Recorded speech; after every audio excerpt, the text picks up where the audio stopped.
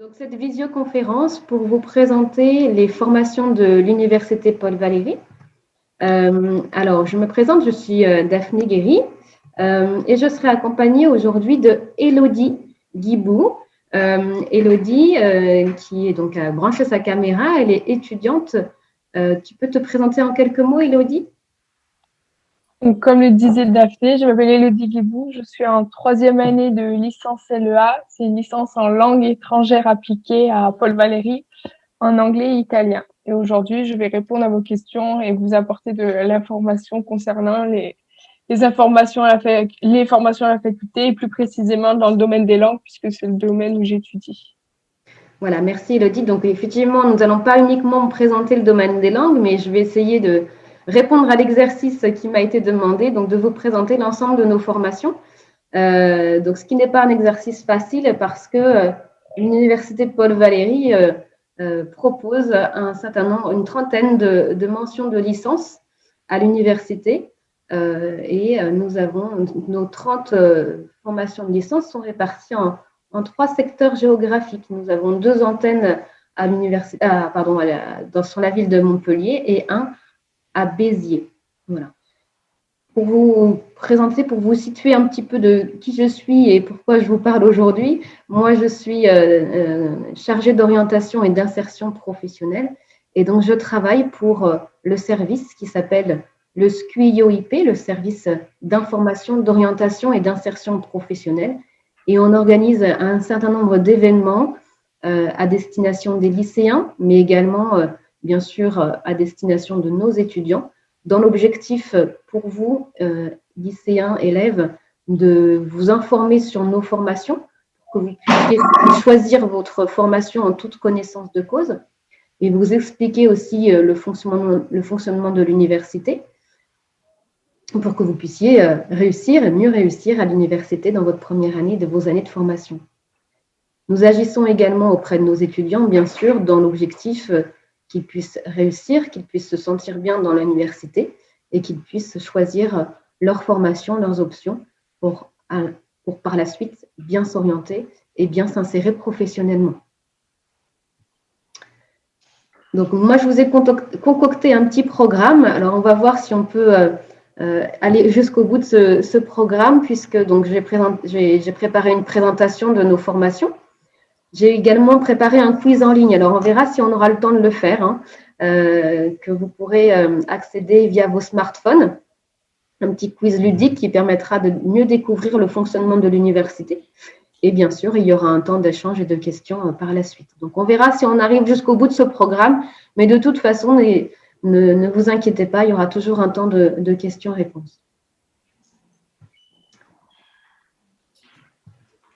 Alors, pour aller vite fait, mais je pense que vous connaissez déjà un peu ce schéma des études à l'université. Voilà, il y a plusieurs diplômes à l'université qui sont délivrés. Nous avons le diplôme de licence qui dure 3 ans après le bac. Nous avons également nouvellement le diplôme de BUT qui dure également 3 ans. C'est l'ancien DUT. Le DUT durait 2 ans. Et maintenant, le BUT vous délivre un diplôme Bac+3. Un petit peu moins connu, c'est la licence professionnelle. Alors, la licence professionnelle, elle ne dure qu'1 an, mais c'est un diplôme qui est accessible après avoir suivi 2 ans d'études après le bac. Donc, soit 2 ans d'études de licence, soit 2 ans de DUT ou de BTS, et on peut intégrer une licence professionnelle. Les autres diplômes qui sont délivrés par l'université, donc le diplôme de master qui dure 2 ans également, donc qui délivre un diplôme Bac+5. D'accord ? Et ensuite, quelques étudiants de notre université, quelques étudiants poussent le vice à poursuivre un doctorat, donc 3 années encore en plus, qui délivrent du coup un diplôme Bac+8. Donc, en général, ce sont les étudiants qui veulent poursuivre une carrière d'enseignant-chercheur et faire une thèse. Donc, je vous rassure, je n'irai pas jusqu'à présenter les masters et les doctorants, sinon on aurait pour la journée. Moi, je vais me concentrer aujourd'hui sur les diplômes Bac+3 de notre université. Voilà. Donc, avant de poursuivre, avant de rentrer vraiment dans le vif du sujet, je voudrais vraiment vous déstresser, vous permettre de vous relativiser parce que un projet de formation, un projet d'insertion professionnelle, alors Élodie pourra nous en témoigner, ça se construit petit à petit. Voilà, ça se construit avec de la réflexion, en prenant de l'information, en suivant différents forums, différents salons. Alors, je sais que cette année, c'était un petit peu compliqué avec tout en visioconférence, mais voilà, c'est important de pouvoir aller chercher de l'information, aller se renseigner, aller échanger et surtout poser vos questions. Voilà, un projet, ça se construit au fur et à mesure et ça se construit aussi au fur et à mesure des années de formation. Voilà, si Élodie va pouvoir nous en dire peut-être un peu plus. Je pense, Élodie, en sortant, en passant ton bac, en rentrant à l'université, tu n'avais pas forcément une idée très précise de ce que tu, peut-être même pas encore aujourd'hui, de ce que la profession que tu souhaites exercer. Peut-être juste une petite idée d'un secteur d'activité, mais voilà. Est-ce que tu peux nous en dire un peu plus de ce que tu as pu. Oui, ben, c'est vrai que en fait, à la base, je voulais faire un BTS tourisme et j'étais donc la première génération utilisée par Parcoursup. Je n'avais pas été acceptée en BTS tourisme, donc je me suis tournée vers l'université parce que je me suis dit que c'était plus large et que je serais toujours dans le domaine des langues, alors que le BTS, j'étais obligée de suivre dans le domaine du tourisme. Donc finalement, je regrette pas mon choix d'être allée à la faculté puisqu'aujourd'hui, je veux plus du tout travailler dans le monde du tourisme parce que ben, grâce au SQIO, j'ai pu faire un stage un stage facultatif dans le domaine du tourisme, et c'est là que je me suis rendu compte que ça me plaisait pas tant que ça. Donc maintenant, j'aimerais plus me tourner vers le commerce international. Donc voilà, mais comme vous voyez, à mon entrée à la faculté, j'avais une idée précise, et aujourd'hui, je suis à ma 3e année de licence et je suis sur une autre idée. Donc voilà, vous pouvez changer pendant vos 3 ans de licence, c'est pas gênant. C'est pour ça la fac c'est général, alors que si vous êtes sûr de ce que vous voulez faire, c'est peut-être mieux de faire un BTS, mais finalement, moi, je regrette pas du tout mon choix de pas être allée en BTS parce que je pense que j'aurais été déçue finalement. Merci Elodie. C'était en fonction effectivement de tes peut-être des découvertes d'enseignement que tu as pu avoir en première et deuxième année de LEA ou des stages que tu as pu effectuer où justement ton projet a évolué et ton projet s'est affiné. Et donc tu as, j'imagine, du coup, pris des spécialités ou des enseignements d'options plus dirigés vers ce secteur-là du domaine international. Ben, en fait, en LEA, on n'a pas d'enseignement de spécialité, on doit juste choisir une langue en option en L1 qu'on peut changer après plus tard. Mais c'est pareil, quand je suis rentrée à la faculté, je voulais absolument prendre espagnol en 3e langue vivante, mais c'était pas possible puisqu'il faut savoir qu'à Paul Valéry, on ne peut pas être grand débutant en espagnol. Donc j'étais assez déçue et je suis allée par dépit, on va dire, en cours d'allemand, et finalement je suis la plus heureuse maintenant d'aller en cours d'allemand parce que les profs sont super. L'allemand, ça m'a permis beaucoup de choses. J'ai pu partir travailler un mois en Allemagne. Là, cet été, je vais repartir étudier normalement si la situation le permet, un mois à Berlin. Donc finalement, voilà. J'étais sur plein d'aspects négatifs au début et finalement, je suis contente de ce que j'ai pu découvrir à la fac. Et si j'étais allée en BTS, je pense que j'aurais pas découvert ces aspects que j'ai pu découvrir à la faculté. D'accord, merci de ce témoignage, Elodie. Donc, vous voyez, ça se construit petit à petit. Il faut vraiment savoir qu'il n'y a pas de trajectoire idéale. Vous allez pouvoir le voir tout à l'heure dans ma présentation, que un même parcours peut déboucher sur un secteur, un métier différent, hein, en suivant une même formation. Mais également, inversement, pardon, on peut accéder à un secteur, un métier en ayant suivi des différentes formations.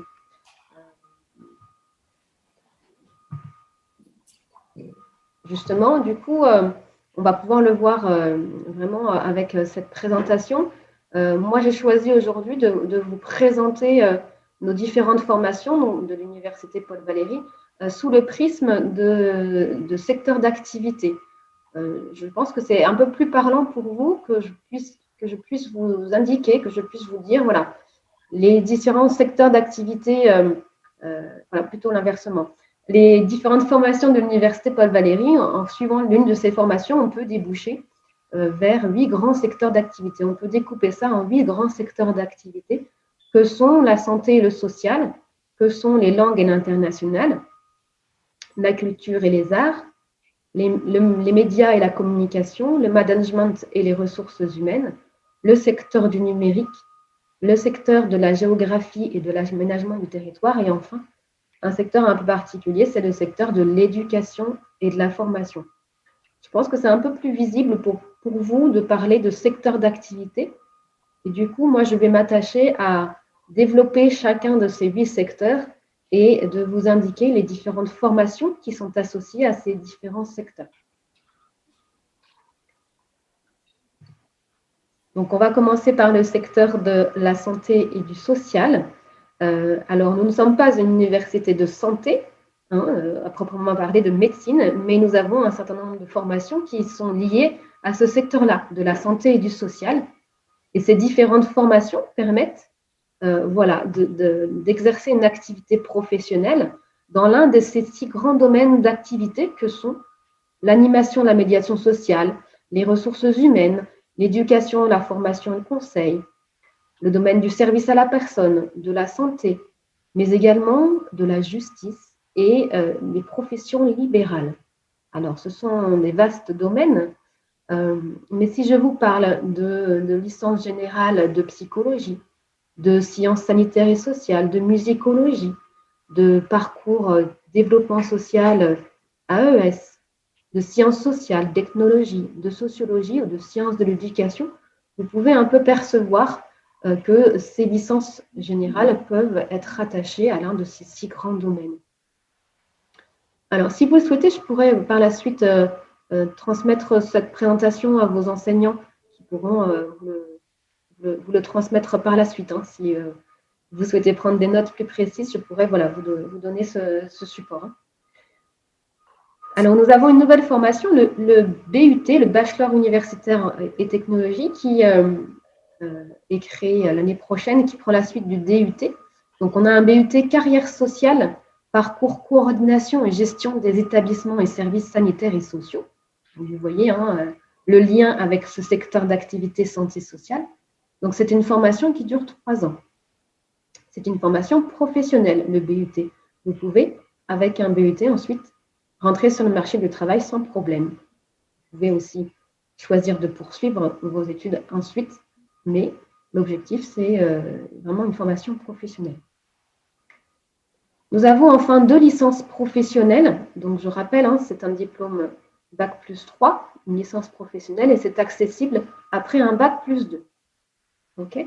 Donc, nos 2 licences professionnelles qui sont liées à ce secteur santé sociale, c'est une licence professionnelle métier de l'animation sociale, socio-éducative et socio-culturelle, et une autre licence professionnelle qui s'appelle intervention sociale, accompagnement de public spécifique.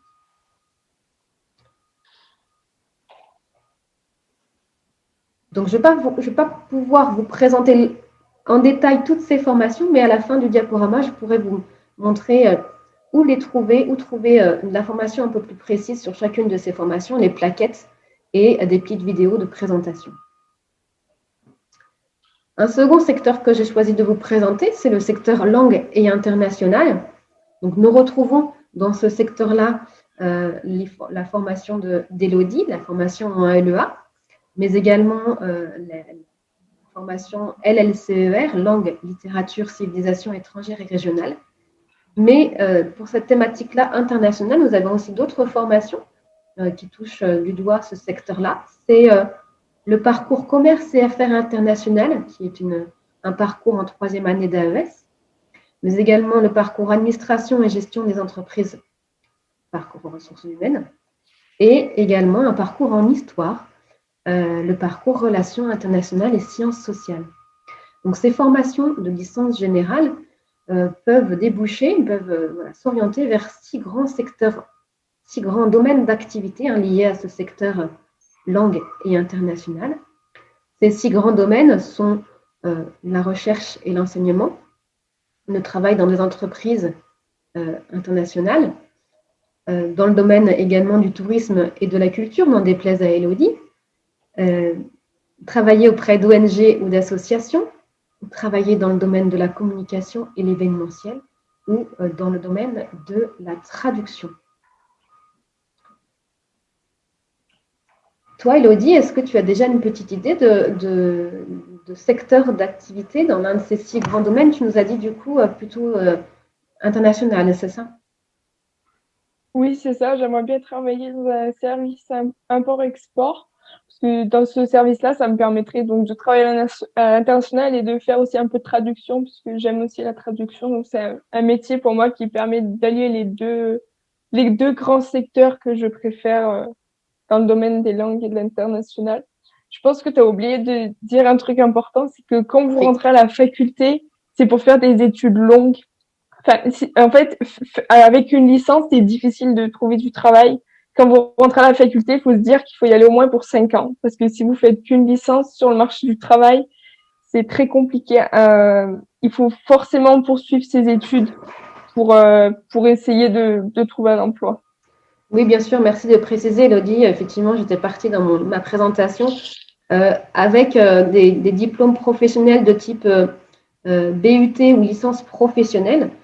Effectivement, ce sont des diplômes qui vous apportent des compétences professionnelles. Vous pouvez songer à vous arrêter après un bac plus 3 avec un diplôme licence professionnelle ou BUT ou BTS, bac plus 2 ou bac plus 3. Mais avec une licence générale, ce n'est effectivement pas suffisant. C'est trop large. Vous voyez des choses très intéressantes. Ça vous permet d'affiner votre projet. Mais après une licence générale, il faut effectivement songer à poursuivre après un master. Alors, je ne vous présente pas les masters, c'est vraiment un choix parce que ça serait trop long de vous présenter l'ensemble de nos masters. Et justement, Elodie vous en a témoigné, elle avait une petite idée en début de première année de licence, mais cette idée a évolué. Et donc, en fonction de cette évolution, elle a identifié déjà des masters qui pourraient l'intéresser. Elle a une petite idée actuellement en troisième année de licence du secteur qu'elle souhaiterait, dans le secteur dans lequel elle souhaiterait exercer, mais ça peut encore évoluer, bien sûr, en fonction de ses choix de master. Elle a encore 2 années de master devant elle. Et en fonction des stages qu'elle va effectuer, des enseignements qu'elle va suivre, ça peut encore s'affiner. Nous avons encore un troisième grand secteur d'activité qui est lié à un certain nombre de formations de notre université, c'est le domaine de la culture et des arts. Alors, nous avons 9 formations de licence générale qui sont associées à ce secteur d'activité de culture et des arts. Et on peut se dire que ces formations peuvent nous diriger vers 5 grands domaines d'activité, que sont la création, la production et la programmation artistique, mais également la médiation et l'animation culturelle, les métiers de l'édition, du livre et de la documentation, les métiers du multimédia, de l'image et du son, mais également le patrimoine, la conservation et les marchés de l'art. Et donc là, assez logiquement, on va retrouver des formations en lettres classiques, en humanité, en histoire de l'art et archéologie, en histoire, en ethnologie, en philosophie également, mais enfin en art plastique et en art du spectacle. Et,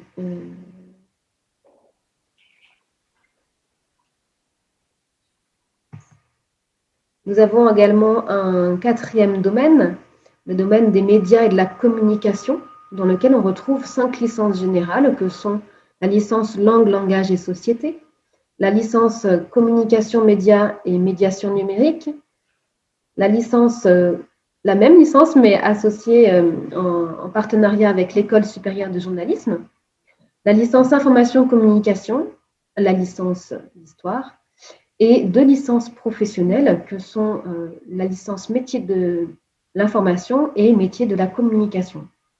Et donc, ces différentes formations peuvent s'orienter vers 5 grands domaines d'activité que sont la communication et l'information, les métiers du livre, là encore, le métier du journalisme, de la publicité, du multimédia et des nouvelles communications. Un autre secteur d'activité, le secteur management et ressources humaines. Ici, on retrouve 4 grands domaines d'activité que sont la gouvernance et le management, le développement, les relations sociales, l'analyse et la gestion des données. Et donc là, on retrouve 5 licences générales que sont la licence AES, la licence sciences sociales, la licence sociologie, la licence psychologie, si on choisit uniquement le parcours psychologie sociale, et la licence MIAH, qui veut dire mathématiques et informatique appliquée aux sciences humaines et sociales. Donc, vous commencez à vous dire que certaines formations, on les a retrouvées précédemment. Ce qui illustre ce que j'ai présenté au départ, c'est qu'une formation peut permettre d'arriver à plusieurs secteurs d'activité différents aussi. Et inversement, on peut arriver à un secteur d'activité en ayant suivi des formations différentes. Alors, contrairement à ce qu'on pourrait penser, l'université Paul Valéry, dans l'imaginaire collectif, c'est une université de lettres et sciences humaines. Mais nous avons des formations qui sont fortement liées au domaine du numérique. Nous avons beaucoup de formations liées à ce secteur d'activité pour accéder au monde de la conception et des créations numériques, au métier des data science ou au métier de la communication, du journalisme et de la documentation numérique. Et on retrouve notre formation de MIAH, mathématiques et informatique appliquée aux sciences humaines et sociales. La licence information-communication peut également permettre d'accéder à ce secteur-là. La licence sciences du langage, avec un parcours qu'on appelle le parcours CMM, communication, médias et médiation numérique. Également la licence art du spectacle, en particulier le parcours études cinématographiques et audiovisuelles. La licence art plastique peut également permettre d'accéder à ce secteur d'activité du numérique. Et également la licence géographie et aménagement. Nous avons aussi 3 licences professionnelles qui permettent d'accéder à ce secteur. La licence professionnelle métier du jeu vidéo, la licence professionnelle métier de la communication et la licence professionnelle métier de l'information. Notre 7e secteur d'activité, qui est le secteur de la géographie et de l'aménagement du territoire, qui permet d'accéder à 5 grands domaines d'activité que sont l'aménagement et l'urbanisme, le patrimoine et le tourisme, la gestion des données, la gestion et la protection de l'environnement et enfin le développement social et territorial. Et donc là, on retrouve notre BUT carrière sociale avec le parcours ville et territoire durable et 3 licences professionnelles. La licence, logiquement, géographie et aménagement, la licence AES et la licence MIAH. Et nous avons également une licence professionnelle, métier de la protection et de la gestion de l'environnement, qui permet d'accéder à ce secteur-là, la géographie et aménagement du territoire. Enfin, nous avons notre domaine éducation et formation, qui est un domaine un peu particulier parce que, en fait, l'ensemble de nos licences générales permettent de candidater à des masters de l'enseignement.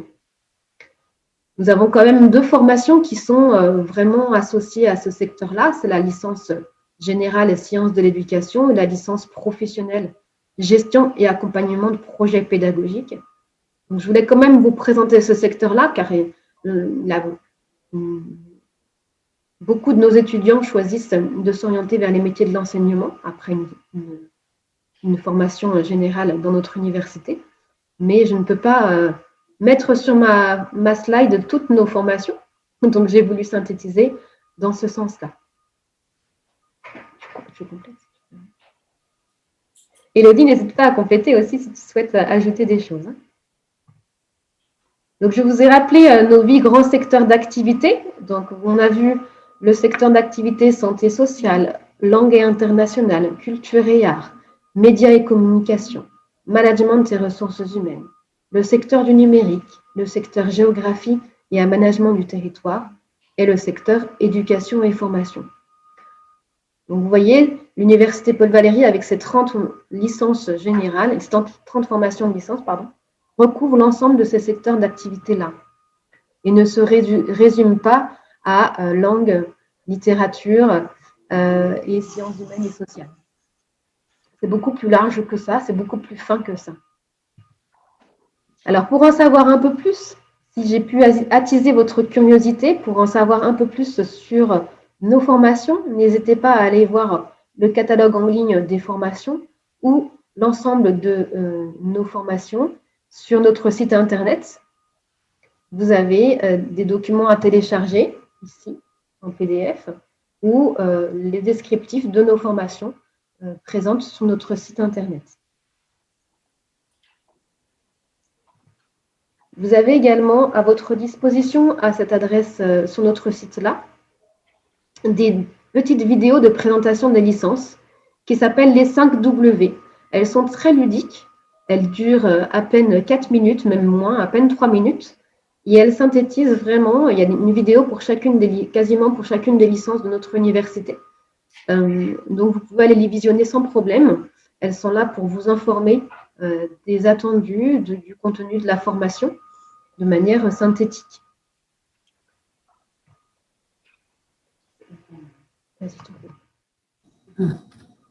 Ma collègue Aline va prendre la parole. Non?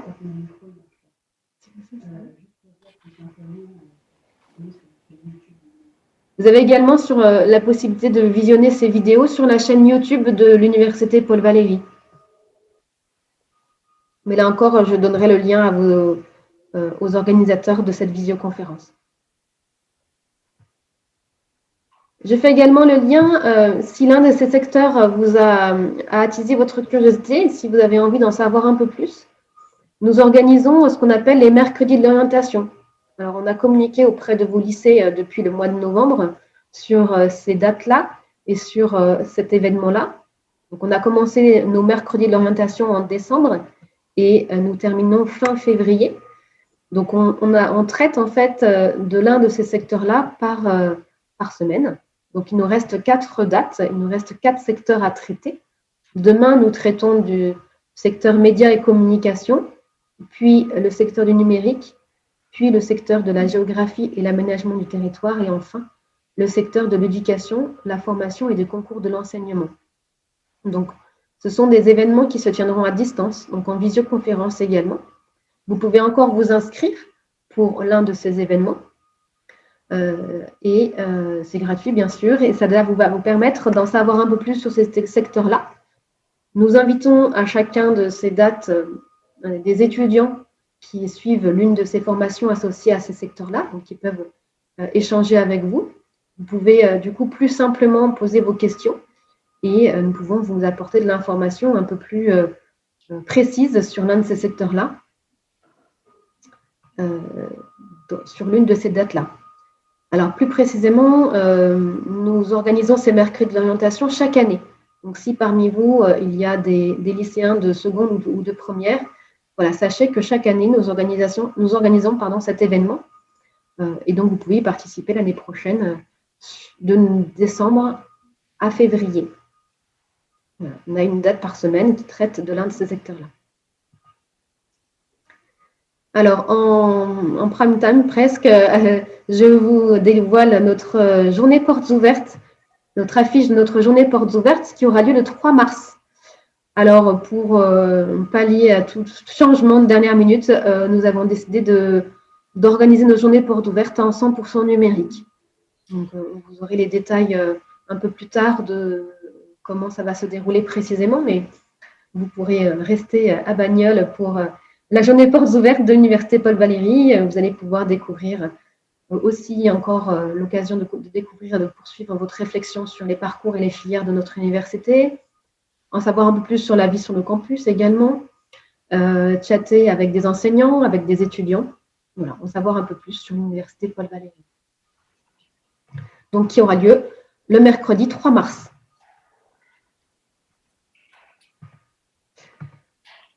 Alors, je surveille mon horaire. Je pense qu'on a le temps de vous proposer, en accord avec les organisateurs, le petit quiz en ligne qu'on a préparé. Et à la suite du quiz, on pourra répondre à vos questions. Si certains d'entre vous sont vraiment intéressés pour rejoindre l'Université Paul Valéry, je vous conseille de soit suivre les mercredis de l'orientation sur les dates qui restent, puisqu'il me semble qu'il y a déjà 2 interventions qui sont passées. Oh, il y en a bien plus que ça. Hein. Ah, plus que ça. Et de suivre je pense que vous allez faire une visite guidée peut-être du campus, je sais pas trop comment ça va se passer, le 3 mars, parce que moi, c'est vrai que je suis pas de Montpellier, donc je me suis pas rendue à la journée portes ouvertes avant que je rentre à Paul Valéry. Donc le premier jour où je suis arrivée à la faculté, j'étais perdue. Donc je vous conseille, même si c'est en visio, que c'est pas comme les autres années, etc. Et ça vous donnera une approche particulière de la faculté, parce que moi, par exemple, j'étais allée visiter le campus de Grenoble pour faire LEA aussi, et c'était pas du tout les mêmes enseignements quand je suis arrivée à Paul Valéry. Donc c'est vrai que j'étais un peu déçue parce que je pensais que c'était toutes les licences de France qui faisaient pareil, et pas du tout. Donc allez vraiment voir la fac que vous voulez. Enfin, faites pas l'erreur que j'ai fait en fait, parce que c'est vrai que je suis arrivée un peu déçue parce que comme je vous dis, j'avais pas les mêmes enseignements que j'avais vus à Grenoble. Merci pour ce témoignage, Elodie. Alors, je voulais aussi vous préciser, là encore pour les lycéens qui sont en seconde ou en première, chaque année, nous organisons aussi une semaine d'immersion. Elle a toujours lieu la même semaine, elle a toujours lieu la première semaine de vos vacances de la Toussaint. Alors, nous, nos étudiants ne sont pas en vacances, mais vous, vous êtes en congé. Et du coup, on vous propose, sur la base, bien sûr, du volontariat, de venir assister à des cours à l'université pour venir vous rendre compte de comment ça se passe. Voilà, comment ça se passe un cours en amphithéâtre, comment ça se passe la vie sur le campus. Donc, c'est vraiment une invitation qui vous est faite de venir voilà, faire vos curieux, aller assister à un cours que vous souhaitez ou que vous ne souhaitez pas, hein, découvrir une formation que vous ne connaissez pas pour vraiment vous faire, voilà, vous rendre compte de comment ça se passe et un peu démystifier l'université, confirmer un choix de formation ou justement vous dire ah ben non, c'est pas du tout ce que je m'attendais et donc infirmer, changer complètement d'orientation. Vous avez encore le temps au mois d'octobre de changer d'avis et de faire du coup ensuite des choix éclairés sur Parcoursup. Alors, si vous le voulez bien, je vous propose un petit quiz en ligne. Et donc, je vais vous proposer de vous munir de vos smartphones, exceptionnellement, et d'aller sur cette adresse-là. Vous tapez l'adresse mail woclap, w2oclap.com.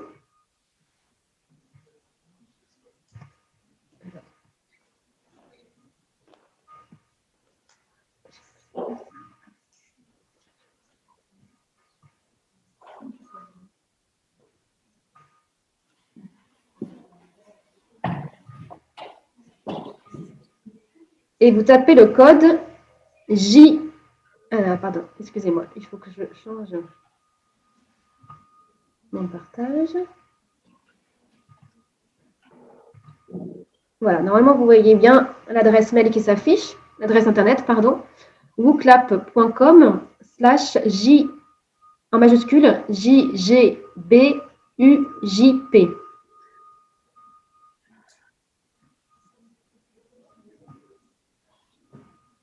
Donc ça marche parce qu'il y a déjà une vingtaine de personnes qui sont connectées parmi vous.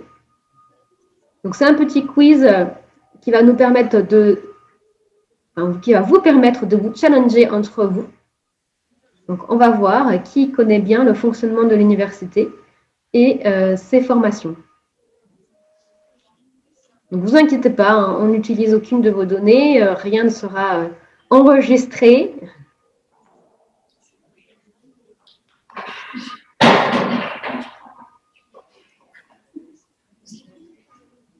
J'attends un peu que tout le monde soit connecté. Donc, ça va se passer de la manière suivante. Sur l'écran, vous aurez les questions que l'on va vous poser. Et sur votre smartphone, vous aurez les propositions de réponse. Il vous faudra du coup cocher sur votre smartphone et valider les réponses qui vous semblent les plus justes. Et ensuite, avec Elodie, on vous apportera de l'information en plus et on vous délivrera la bonne réponse.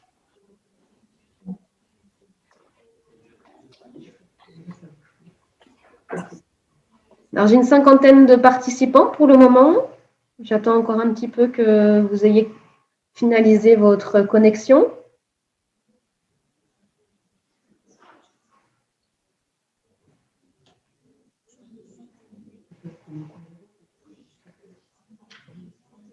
Alors, on va y aller. Si vous n'êtes pas fini de vous connecter, vous aurez les questions qui vont apparaître normalement sur votre smartphone sans problème. Donc, on va y aller doucement. Donc là, normalement, tout s'affiche. Les propositions de réponse s'affichent sur votre smartphone. Alors, la première question, c'est quels sont les 3 diplômes principaux délivrés par les universités?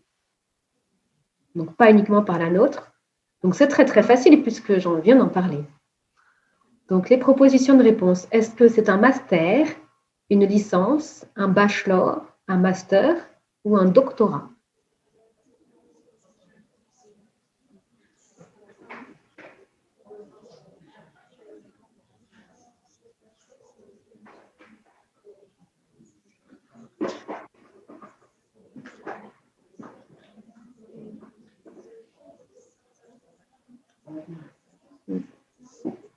C'est très facile, il n'y a pas besoin de rechercher trop la réponse là. Hein.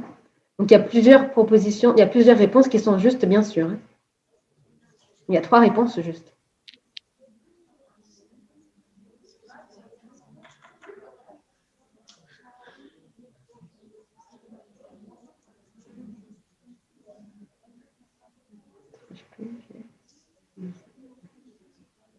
Allez, allez, les petits derniers, on y va. Sinon, je passe à la réponse. La réponse correcte est bien sûr la licence, le master et le doctorat. Alors, il y avait des petits pièges avec le bachelor, puisque c'est pas le bachelor, c'est le bachelor universitaire et technologique qui est délivré par les universités. Donc, c'est pas uniquement bachelor. Et voilà. Donc, c'est la licence, le master et le doctorat qui sont délivrés par les universités.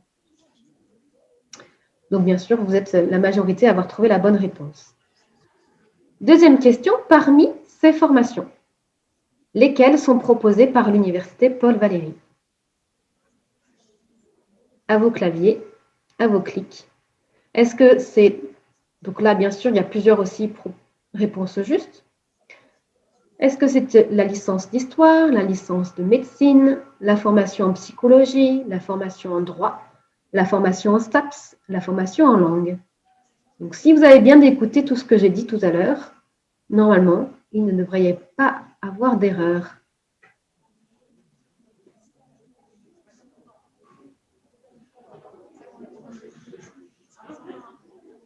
Il y a plusieurs réponses justes, bien sûr.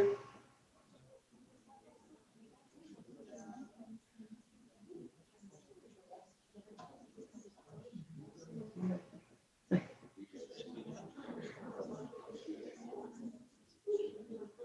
Trichez pas, hein? Je vous entends discuter.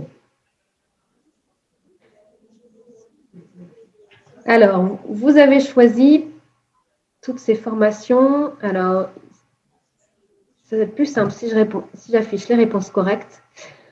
Nous proposons à l'Université Paul Valéry, effectivement, des formations en histoire, en psychologie et en langue, mais nous ne proposons pas de formation en médecine, ni de formation en droit, ni de formation en STAPS.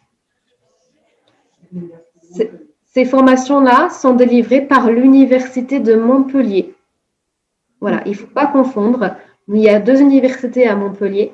Il y a l'Université Paul Valéry et l'Université de Montpellier. C'est son nom. Donc, effectivement, ce sont 2 choses différentes. Voilà. Il faut bien faire la distinction parce que c'est vrai que cette année, parce que je travaille au stand d'accueil des étudiants, et il y a beaucoup qui faisaient l'amalgame entre les deux, mais ce sont vraiment 2 universités différentes. Mais dans l'université de Montpellier, vous avez plusieurs universités, donc l'université de droit, l'université pour faire STAPS et l'université de médecine. Et bien d'autres, puisqu'il y a aussi la faculté d'économie, l'université de Montpellier propose aussi une formation en AES, il y a la faculté de pharmacie, etc. etc. Donc, ce n'est pas le lieu aujourd'hui de présenter les formations de l'université de Montpellier. Ici, on va se concentrer sur les formations proposées par l'université Paul Valéry. Alors, j'en ai pas parlé, mais combien de langues sont proposées en option à l'université Paul Valéry? À votre avis?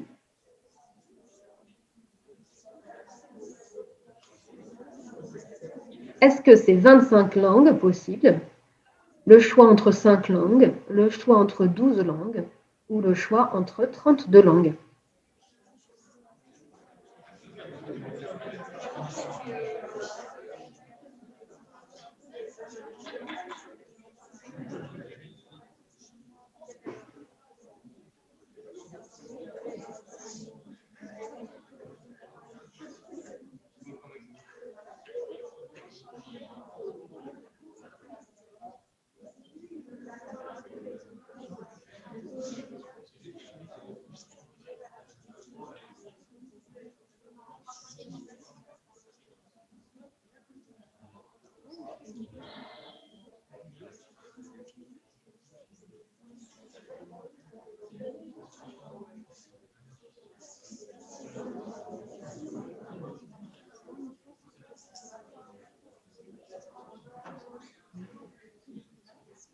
Alors, à votre avis, 25, 5, 12, 32. Alors, vous êtes la majorité à avoir choisi la réponse 12 langues. Effectivement, il y a une proposition entre 12 langues à choisir.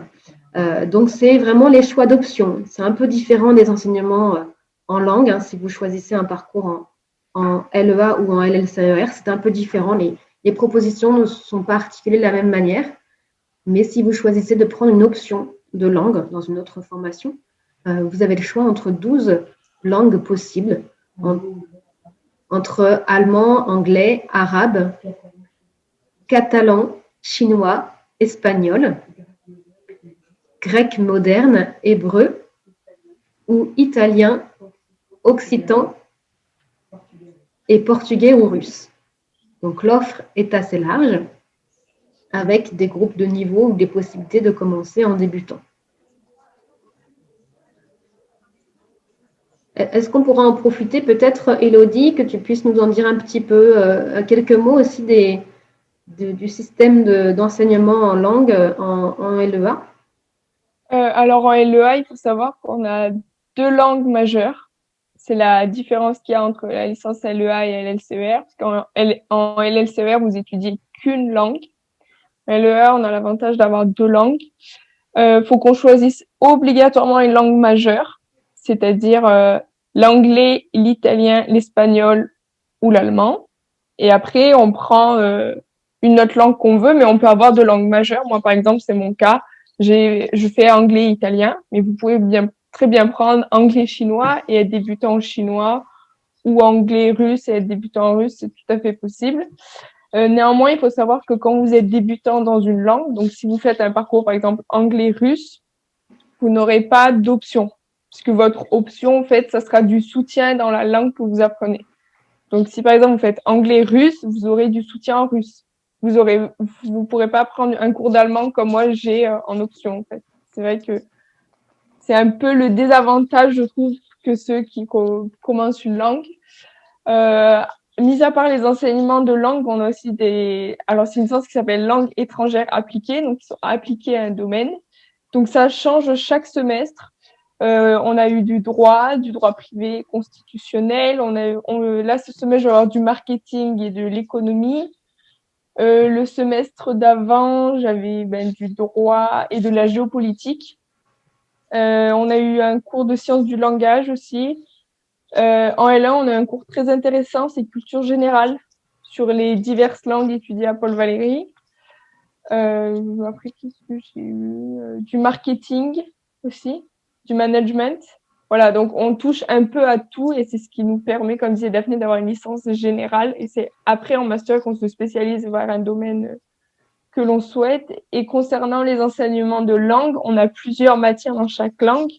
Donc on a un cours d'expression écrite et orale, un cours de civilisation, donc c'est l'histoire du pays, l'histoire de la langue, et un cours de langue, donc de grammaire, il y a souvent de traduction, donc de thèmes ou de versions. Après, ça dépend en fonction des langues et des départements de langue, mais c'est à peu près pareil. Et en option aussi, il faut savoir que vous n'êtes pas obligé de prendre une troisième langue, même si moi, je vous le conseille fortement parce que, comme par exemple, moi qui fais anglais-italien, l'italien, ça sert très peu dans le commerce. Donc, c'est pour ça que j'ai pris le choix que j'ai choisi allemand parce que ça allait m'apporter un plus dans mon CV et un plus dans mon travail. Mais vous pouvez aussi prendre du sport en option. Vous avez d'autres enseignements qui appartiennent à d'autres composantes, par exemple, histoire de monothéistes. Je sais que mes amies, elles avaient des cours sur culture et société. Enfin, voilà, des cours de culture générale, en fait. C'est pas des cours de langue ni des cours de sport. Mais ça, c'est chacun qui choisit en début d'année ce qu'il souhaite faire. Donc là, ce que nous raconte Élodie, c'est spécifique à la formation de licence LEA. Hein. Oui, c'est vrai que je ne l'ai pas précisé. Alors, quatrième question, à l'université, est-ce qu'on doit obligatoirement effectuer un stage pour valider sa licence? À votre avis? Oui, non ou ça dépend?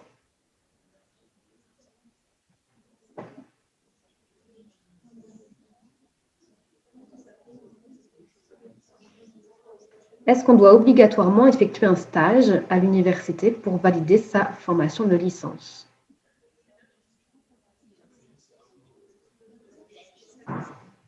Oui, non, ça dépend. Allez, ça va vite là.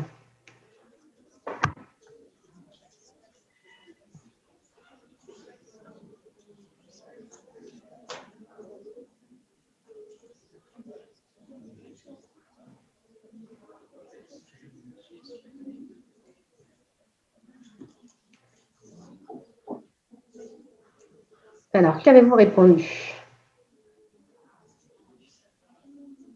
Qu'avez-vous répondu? Et la réponse est, ça dépend en fait. Ça dépend de la formation dans laquelle vous allez vous inscrire et ça dépend aussi des options que vous allez choisir. Dans la plupart de nos licences générales, le stage n'est pas obligatoire. D'accord? Mais si vous choisissez, par exemple, une option de découverte des métiers de l'enseignement, c'est une possibilité qui vous est proposée en troisième année. Là, par exemple, il y a un stage qui est obligatoire à l'intérieur, un stage de 20 heures, assez court. Dans une formation, par exemple, dans la formation, si je ne me trompe pas, la licence information-communication, en troisième année, le stage est obligatoire. Oui, c'est pareil pour ma licence. On doit faire un stage obligatoire, valider une option. Ou partir un an en Erasmus. Voilà. Ça, c'est propre à ma licence, je pense. En LEA, il y a la possibilité soit de faire un stage qui est obligatoire ou alors de partir un an en Erasmus. Ça, c'est spécifique à LEA. Mais en tout état de cause, on vous incite et on vous conseille fortement de faire des stages lors de votre formation de licence pour pouvoir justement découvrir le monde professionnel.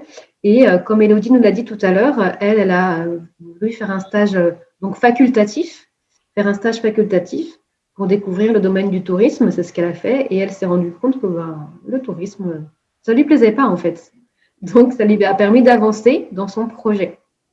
Donc, un stage, ça permet donc d'infirmer un projet, mais aussi, ça permet de confirmer un projet, de confirmer un projet de formation pour poursuivre, pour faire un choix de master, un choix éclairé de master.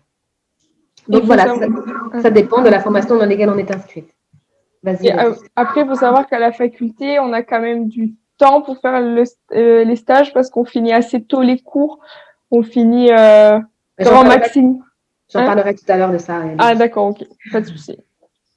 Je vous présenterai tout à l'heure un peu le calendrier universitaire et on fera le lien avec les périodes de congés et les périodes où c'est fortement conseillé de faire des stages, justement.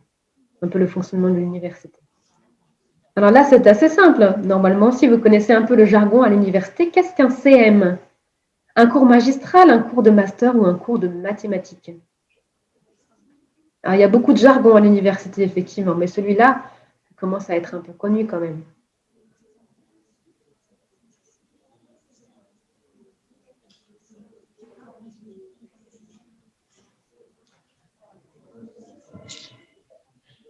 Allez, vous choisissez, vous cliquez, vous validez.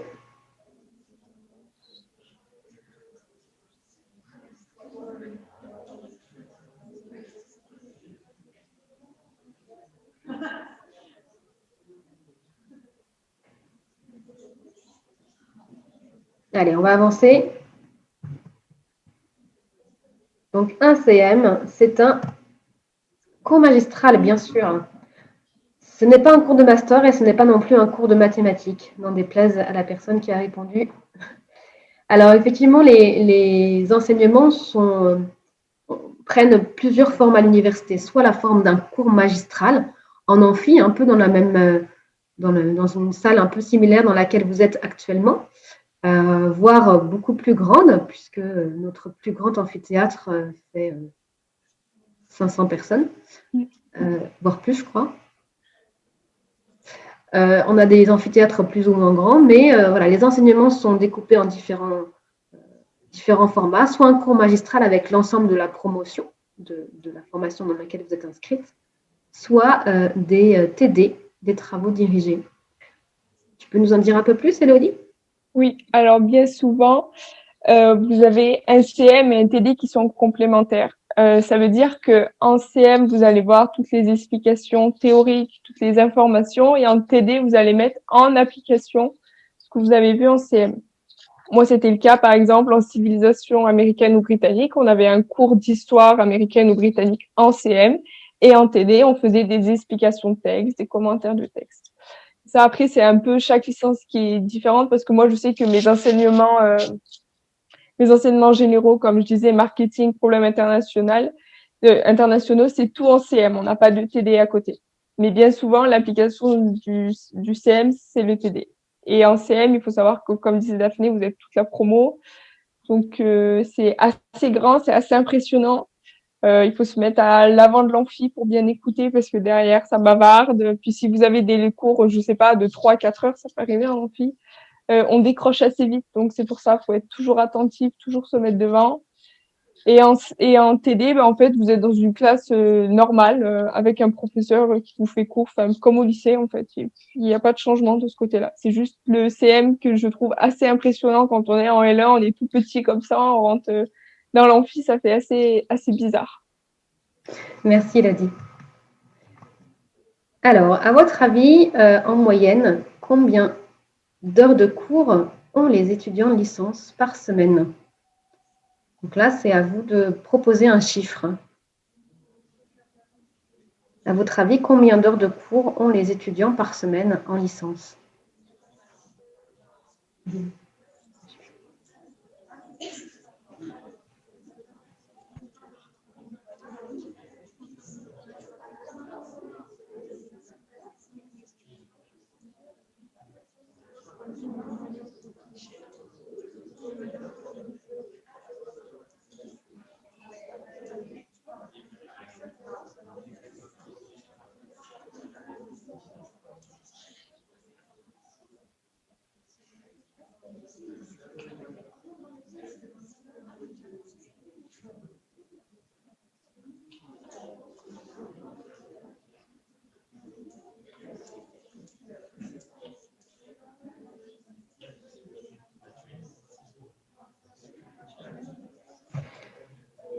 Alors, à votre avis, combien d'heures de cours hebdomadaires ont les étudiants de licence?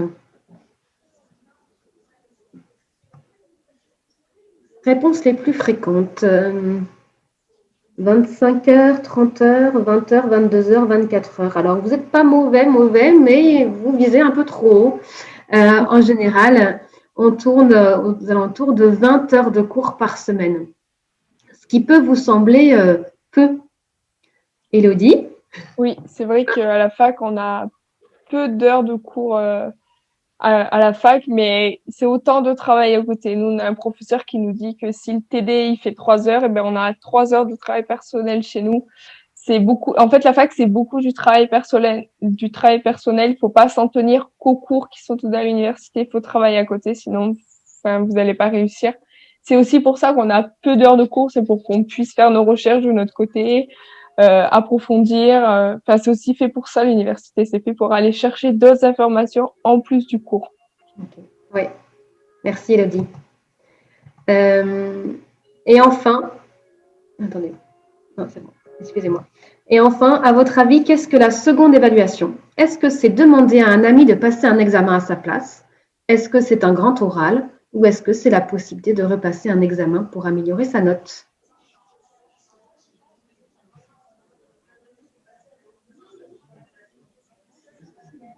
C'est notre dernière question. Hein.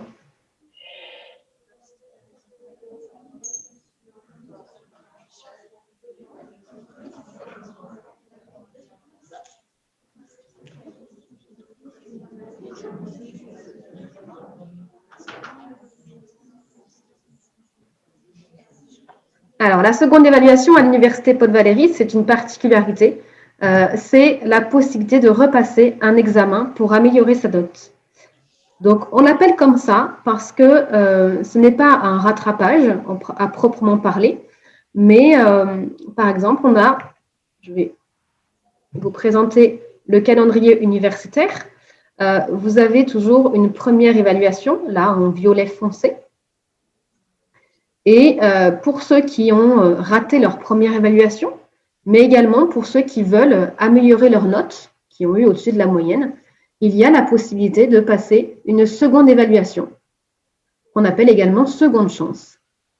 Et c'est la note la meilleure des deux évaluations qui est prise en compte pour la validation de la licence. Pardon. De la même manière, au second semestre, vous avez la première évaluation début mai et la seconde évaluation fin mai pour ceux qui souhaitent se présenter la seconde évaluation. Ce n'est pas une obligation. Élodie, tu veux nous présenter un peu ce calendrier universitaire qui peut paraître un peu particulier à nos élèves? Vous voyez le premier semestre en bleu et le second semestre en vert. En fait, il faut savoir qu'un semestre, c'est 12 semaines, enfin 11 semaines de cours, puisque la 12e semaine est consacrée au partiel de TD et du coup, la 3e semaine de décembre qui est en violet foncé, pardon, c'est pour les partiels de CM. Il se peut, Élodie, en semaine 12, oui. Ton micro était un peu coupé, il y avait un peu de... Oui, vas-y, je t'en prie. Du coup, je disais que en semaine 12, vous allez avoir vos partiels de TD et vous aurez cours de CM normalement, puisque le partiel est la semaine d'après. Donc, faut pas s'étonner, c'est un peu étrange d'être en période d'examen, mais être aussi en période de cours. Par contre, je vais vous le dire, il faut vous mettre à travailler dès le début du semestre parce que 12 semaines, ça passe très vite.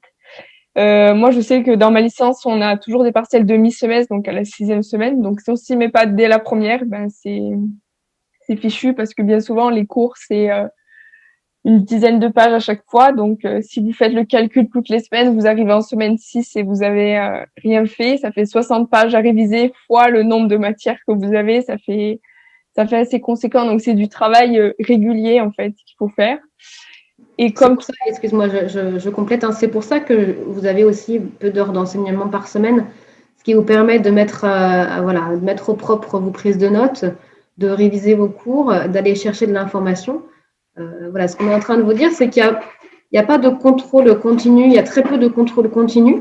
Il y a 2 périodes d'examen à la fin de chaque semestre. Donc, effectivement, si vous ne prenez pas régulièrement vos cours, si vous les révisez pas régulièrement, c'est impossible d'arriver début décembre en n'ayant rien revu. C'est impossible humainement de se mettre à réviser sur tout ce qui a été vu depuis mi-septembre. Voilà. Donc, c'est un travail régulier que demandé et c'est un travail autonome. Vous êtes très autonome à l'université. Et aussi, il faut venir en cours parce que c'est bien beau de demander les cours à ses amis, etc. Mais si on ne sait pas comment le prof il note, comment le prof, la manière dont enseigne le prof, parce qu'il faut savoir que chaque prof, vous devez le savoir, est différent dans sa notation, dans ses explications. Il faut aller en cours prendre ses notes parce que vous n'allez pas forcément comprendre les abréviations de votre copain ou de votre copine, vous n'allez pas comprendre forcément la même chose, ou si vous prenez un cours d'un autre prof qui enseigne la même matière, ça va être totalement différent. Enfin voilà, à la fac, je sais que des fois c'est difficile quand on finit à 20h15, qu'on a commencé à 8h, d'aller en cours, c'est difficile pour tout le monde, mais il faut se motiver à aller en cours parce qu'on sait que c'est... Alors, je vous rassure, vous terminez pas tous les jours à 20h. Non, non. C'est assez exceptionnel. Ça arrive d'avoir des cours jusqu'à 20h15 à la fac. Oui. Alors, tout ça aussi pour vous dire, le calendrier universitaire, vous voyez du coup la première évaluation de second semestre, eh bien, elle vous faire terminer vos examens mi-mai. Voilà. Si vous ne passez pas la deuxième évaluation, votre année universitaire, elle termine mi-mai. Et elle ne débute que mi-septembre. Donc, vous voyez que vous avez quelques mois de libre, soit pour en profiter pour faire des stages ou pour avoir des jobs étudiants. Pour faire des stages, c'est pas mal. Mais également, au mois de janvier, la première évaluation du premier semestre, elle se termine juste avant les vacances de Noël. Donc, vous faites de Noël tranquille. Et le mois de janvier, les cours ne reprennent que le 25 janvier. Donc là, vous avez également 3 semaines mis à votre disposition, soit pour réviser si vous souhaitez vous présenter la seconde évaluation, mais il y a un certain nombre, un grand nombre de nos étudiants qui en profitent ici au mois de janvier pour faire des stages, pour se préparer à leur année suivante.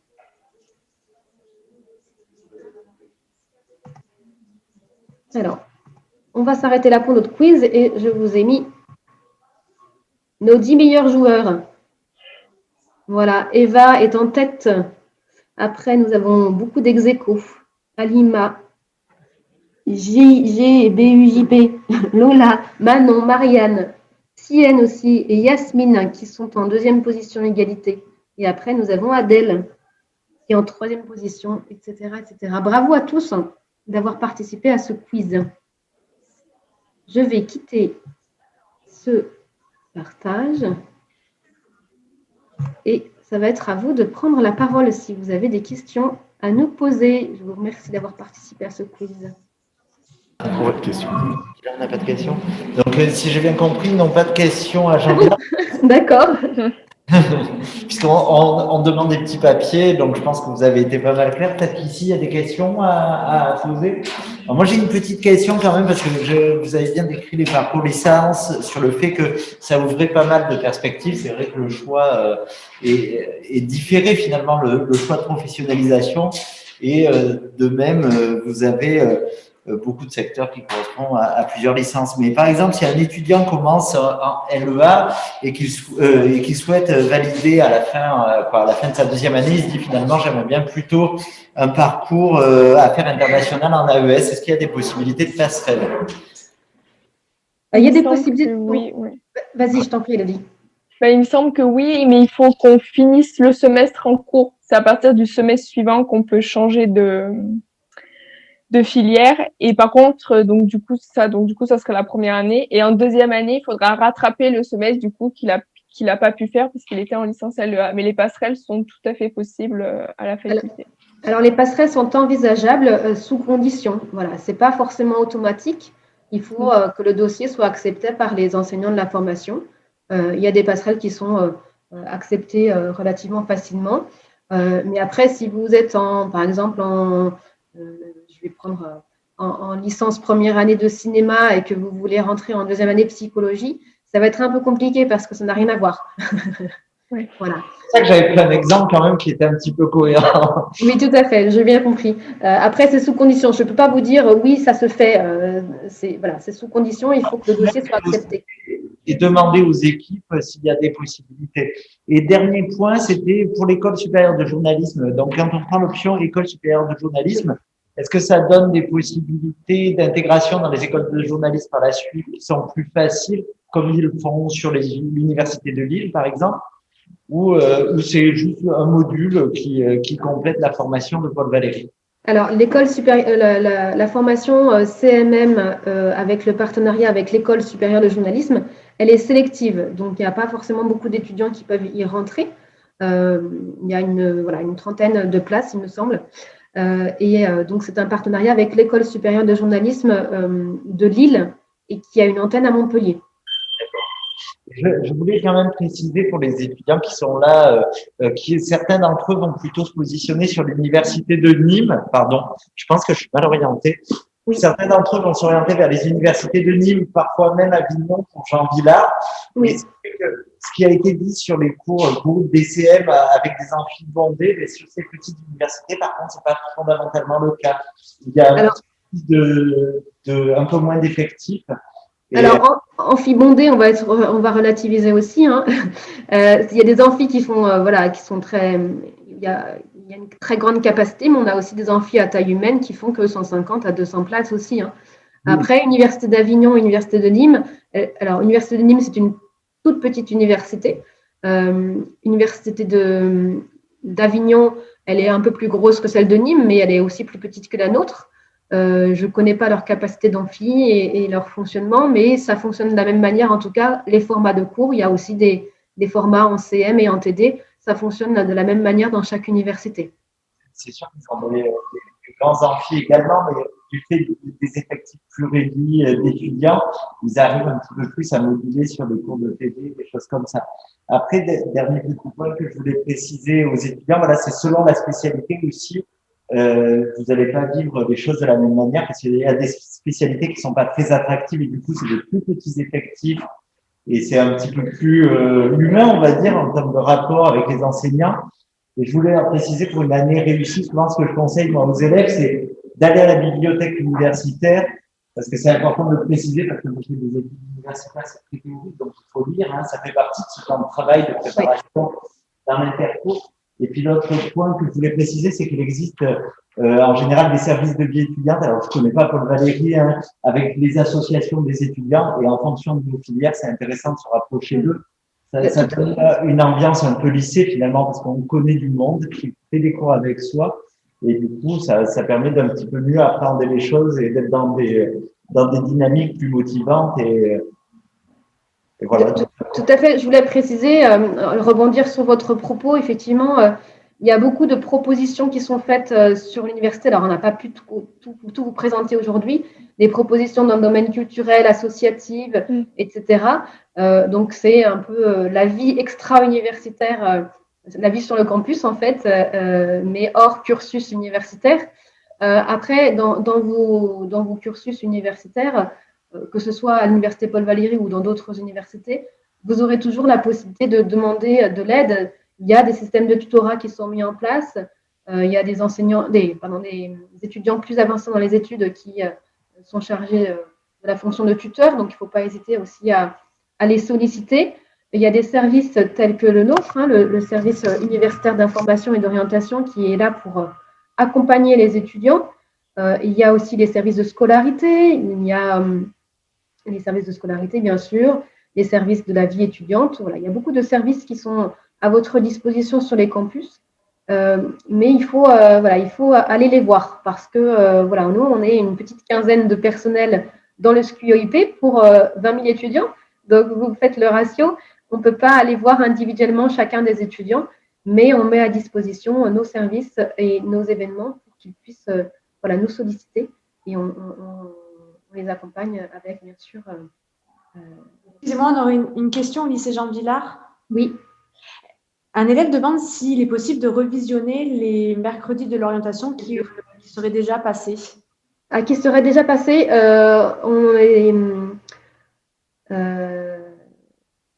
J'ai les dates de ceux qui vont avoir lieu ici.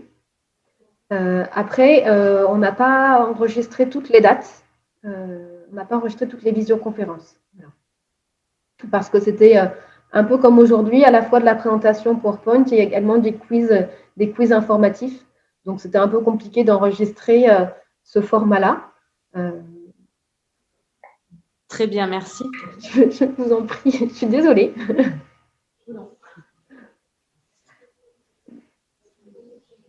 Et oui, pardon, je voulais aussi préciser, avant la semaine de pré-rentrée, avant la semaine de la rentrée universitaire, il y a toujours une semaine de pré-rentrée. Donc là également, on vous conseille d'être présent déjà dans Montpellier pour pouvoir participer à cette semaine de pré-rentrée.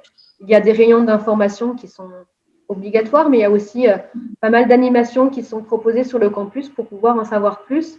Des visites guidées du campus pour aussi vous familiariser avec notre campus, notre beau campus, hein, très vert, très beau, pour aussi vous familiariser avec les lieux, les locaux, les amphis, et pour pouvoir commencer l'année du bon pied. Est-ce qu'il y a d'autres questions? De notre côté, il n'y a pas d'autres questions. Je ne sais pas, dans le lycée Jean Villard, au lycée Jean Villard, pardon. Alors, je vérifie parce qu'il y a une main qui se lève. Oui. Non, c'est bon. Non, alors on est bon. Plus de questions pour nous, merci. Alors moi, je conclue en disant l'université, si on va vers les services, si on va vers les associations d'étudiants, c'est pas si anonyme que ça en fait. On y connaît plein de gens et on passe des bons moments. Oui, c'est vrai. Oui. Élodie, tu confirmes? Oui, c'est vrai. Oui. Ben, ça favorise l'intégration étudiante parce que moi, personnellement, je suis originaire de Valence. Je suis arrivée à Montpellier, je connaissais quasiment personne. Et c'est vrai que c'est comme ça que j'ai réussi à me faire des amis, entre guillemets, à la fac. Donc, actuellement, c'est un peu compliqué, mais quand je suis rentrée à la fac, c'est comme ça que j'ai réussi à me faire des amis, puis à sortir. Puis, enfin, voilà. Parce que c'est vrai que quand on est tout seul, c'est pas forcément facile. Donc, faut pas rester tout seul à la fac, sinon c'est très compliqué. Les élèves y vont, en plus ils doivent manger de manière cadencée. Et on vous remercie de votre présentation. Merci à vous. Je vous en prie. pourrais vous faire suivre du coup le support PowerPoint, ça vous intéresse? Oui, vous pouvez l'envoyer à Monsieur Rem ou Monsieur Ray. Je dois être dans les doublons de copie aussi. D'accord. Monsieur Ray ou les deux. Enfin bon, la personne qui vous a envoyé les liens, nous le transférera au lycée. On le mettra via Pronote, que vous devez connaître, j'imagine. Oui, oui, tout à fait. Moi, je ne connais pas, je connais juste de nom. Et justement, est-ce que vous aviez eu l'information des mercredis de l'orientation qu'on avait communiqué auprès des lycées? On l'a eu, parce qu'on communique systématiquement au lycée. Après, je ne sais pas les pratiques du lycée en termes de communication. Je ne sais plus si parce que nous, on utilise aussi Pronote, s'ils l'ont mis, parce que c'est vrai, comme on reçoit beaucoup d'infos, Oui. par exemple, on va privilégier, pour raison de proximité, l'info de Nîmes pour pas les noyer, en fait. Oui, je comprends. J'entends que l'offre de formation déjà elle leur est ouverte et elle est riche aussi à Paul Valéry.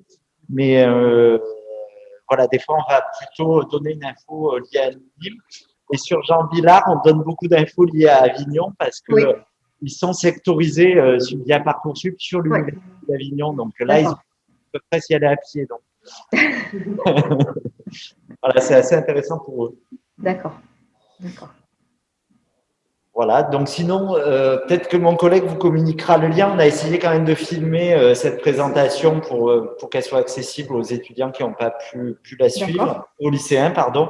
Oui. Et peut-être M. Rem vous la fera suivre, vous fera suivre les liens où elle sera mise en stockage, en fait. Voilà, si vous voulez la diffuser de votre côté.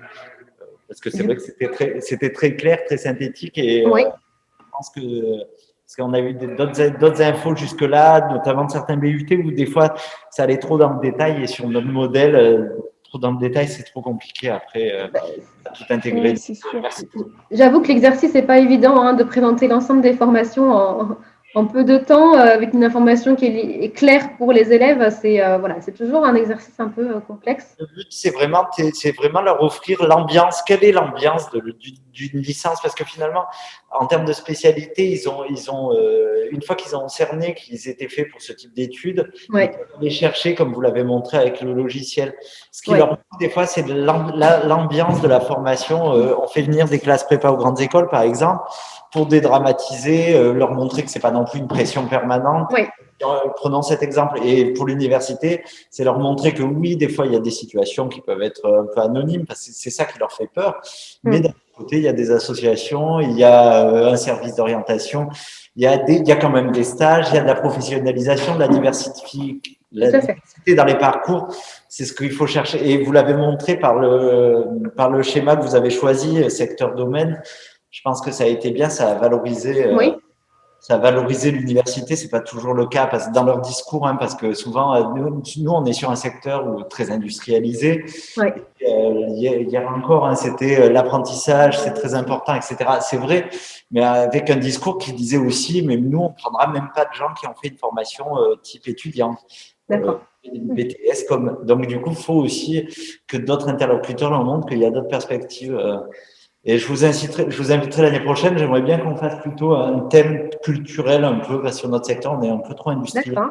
Oui. On peut faire un focus sur l'une ou l'autre des thématiques, bien sûr. Et c'est comme vous offrez beaucoup de formations dans ce sens, vraiment les ouvrir au champ culturel, parce que finalement, d'accord, il y a le Covid et le monde de la culture souffre beaucoup. C'est un monde qui fait réussir quand même. Et ça, nous, sur notre secteur, j'ai l'impression qu'on a tendance un peu à l'oublier. Je retiens ce que vous avez dit, Madame Guéry, donc Serge Rem. N'hésitez pas à m'envoyer vos liens, vos vidéos YouTube. Bien sûr. J'ai déjà placé pas mal de choses sur notre chaîne et je sais que les jeunes la fréquentent. Donc, n'hésitez pas, dès que vous avez un lien, vous m'envoyez ça vous connaissez l'adresse, JMF Bagnole à 7-Montpellier. Ok. Très bien, je fais ça. Ok, en tous les cas, merci pour votre prestation parce qu'elle était limpide. Je suis désolé de vous avoir peut-être freiné pour le quiz et en fait, c'était une très bonne idée. Le quiz, oui, c'est bien.